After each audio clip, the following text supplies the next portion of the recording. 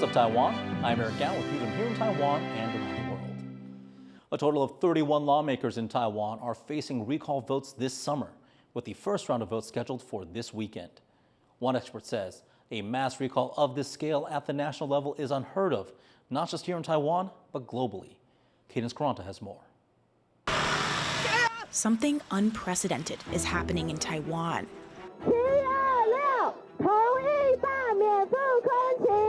Roughly a quarter of Taiwan's lawmakers could be ousted in the coming weeks, their political fates in the hands of voters once again, this time through recall votes. Taiwan has had recall elections before, but never on such a scale. One expert who studies recalls globally says this is likely the largest mass recall at the national level anywhere in the world.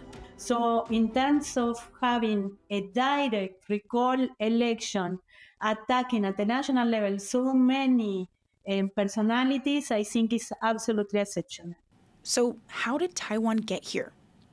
The right to recall is enshrined in Taiwan's constitution, giving voters the power to remove from office any elected official at any level. Recall attempts in Taiwan may be dated back to as early as the 1950s, but for several decades, most cases that made it to the voting stage targeted lower-level officials. 在当时罢免的层级主要就是针对乡镇市长、乡镇市民代表，还有像村里长这样的一个地方型的层级。 For years, attempts to recall higher-level officials failed because it was difficult to meet the high thresholds for signatures and voter turnout. In 1994, anti-nuclear groups launched recall campaigns against several lawmakers who were in support of building a new nuclear power plant in northern Taiwan. The campaigns were put to votes, but ultimately failed. Another small wave of recall campaigns targeting lawmakers was launched in 2014 after what's known as the Sunflower Movement. That year, hundreds of students occupied the legislature to protest a controversial trade deal with China. But once again, none of the campaigns were successful. Things started to change in 2016 when the law was amended to make it much easier to recall officials.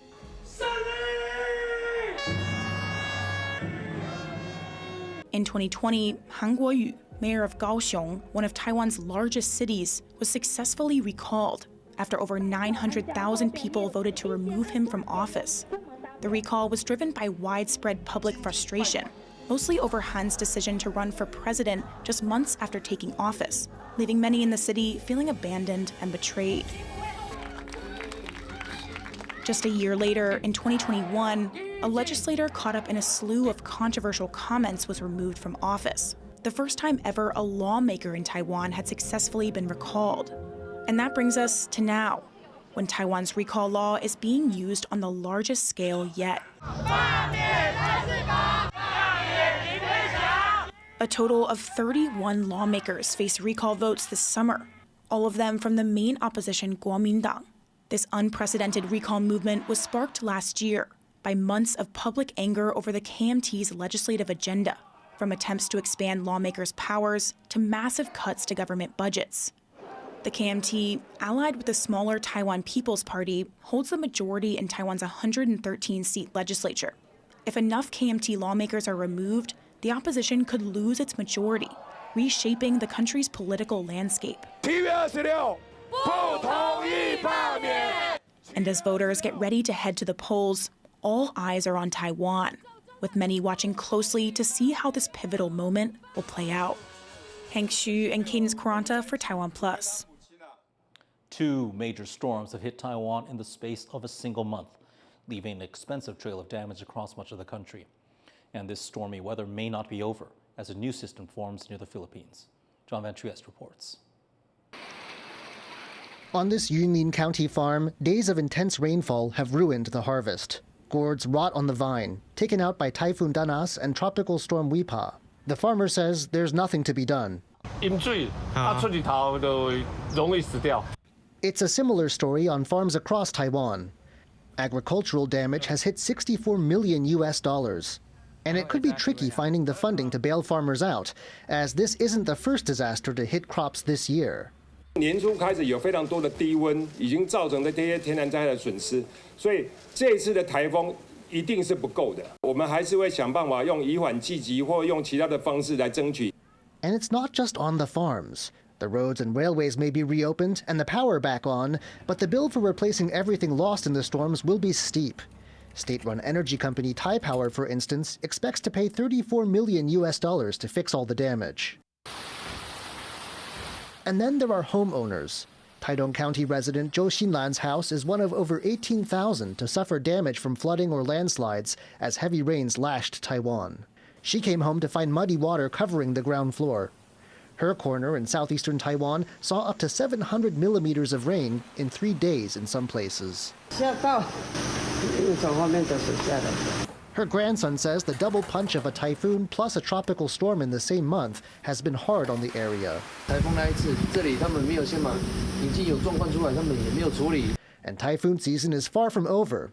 Already, a depression is brewing near the Philippines that could bring yet another blow. The storm will be nearest to Taiwan on the 24th and 25th. 这个低气压的话，在之后的话，看起来是有慢慢增强的一个趋势。那移动的方向目前来看，大概会偏西北的方向，然后通过琉球群岛，然后再往在北上的一个机会比较高一点。That could mean a near miss, just scraping past Taiwan.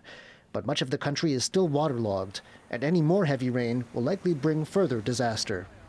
Alex Chen and John Van Trieste for TaiwanPlus.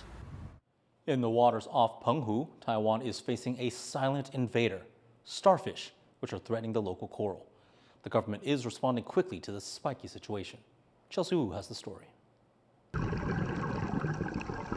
With its vibrant coral reefs, the outlying islands of Penghu are a favorite destination for divers from around the world. But these divers aren't sightseeing. They're on a mission, searching for a spiky predator that's invading Penghu's waters. The poisonous crown of thorns starfish, also known as the coral killer, preys on hard, stony coral, like the ones in Penghu's waters. Taiwan reported its first large-scale outbreak of the starfish in 2010 and has been closely monitoring them ever since. Marine protection volunteers noticed a resurgence this month in the Chimay area. In response, the government organized a volunteer dive team to carry out a spiky operation, manually removing the invasive species. 只要有人有通报这个籍贯海星的问题，基本上我们就是启动开始做调查。所以七美的这个当时我们收到通报之后，其实在调查的时候知道它已经的密度有到一个接近警戒值，所以我们就启动一个专案开始做籍贯海星的清除。The government aims to develop long-term prevention strategies and a regional response system to protect Taiwan's marine ecosystems. With continued monitoring and swift responses, Taiwan hopes to stay one step ahead of the spiky invader and preserve the vibrant reefs that make Penghu a marine treasure. Liang Lian and Chelsea Wu for TaiwanPlus. A Taiwanese Taekwondo athlete has taken silver at the 2025 World University Games in Germany. Jing Yijun had a bye in her first round before defeating 2 opponents to reach the semifinals. She took second place on the podium after losing to Song Da-bing of South Korea in the finals. Jing was shorter than all of her opponents and did not have the reach needed to stop head-level strikes. Another Taiwanese Taekwondo athlete, Zhou Yirei, took bronze in the men's 74-kilogram division. And thank you for watching What's Up Taiwan. You can visit the TaiwanPlus website or follow our social media for more stories from Taiwan and around the world. Before we go, surfers return to Munich's famous river surfing spot, now reopened after being closed for 2 months due to an accident. I'm Eric Gao. Take care. We'll see you next time.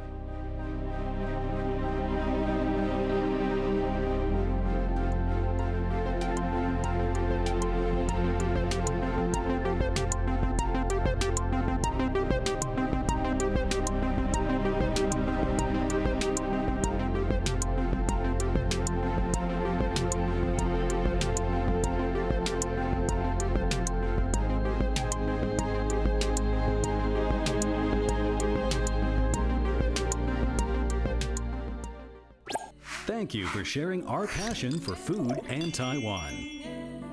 Veggie Island explores the vibrant world of plant-based cuisine. Wow, this is amazing. While Taiwan on the Rocks uncovers the stories and craftsmanship behind every sip. Have you ever tried Taiwanese beer? Are you ready to taste even more of Taiwan?